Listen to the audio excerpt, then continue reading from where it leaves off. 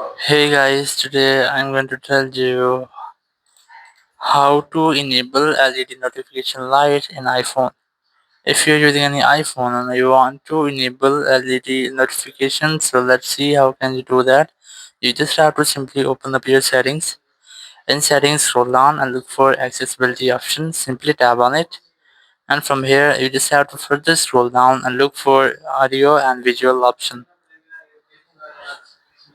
Here's that. Simply tap on it. Now you have to scroll down and look for LED flash for alerts. Simply select that option, and from here you can easily enable that. Once you have enabled, you will get two further settings. The flash while unlocked. So if you want to get flash only when your phone is unlocked, so you can easily enable that, but I recommend you to disable it.